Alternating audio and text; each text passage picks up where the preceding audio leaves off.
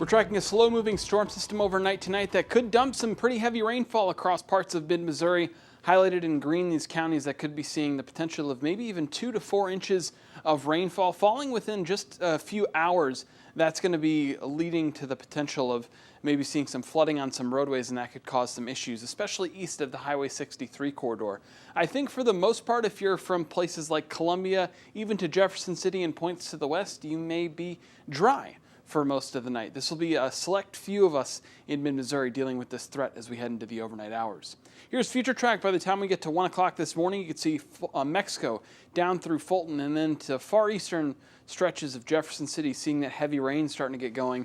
And then it just kind of sits over the same place for 3 or 4 hours. It's going to be falling at a rate that's heavy enough that we may get 1 to even up to 2 inch per hour rainfall totals. So that could quickly add up before moving on out of here as we head into 5 and 6 o'clock tomorrow morning.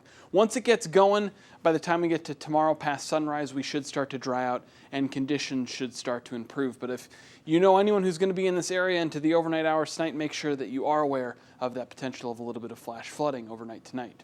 As we take a look at what we can expect into tomorrow, clouds look to rebuild back into the area, and we may see a few spotty storms into the afternoon. That could help cool us off, much like it did today. We only got into the lower 80s. We were expecting pretty close to 90 degrees.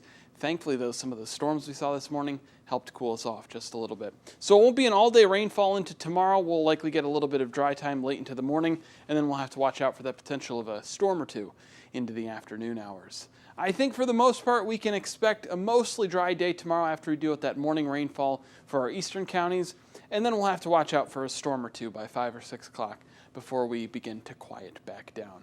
Looks like we have more storm chances as we head into the beginning of the work week. Things look to get active once again. That should help cool us off. We're into the low to mid 80s by Wednesday.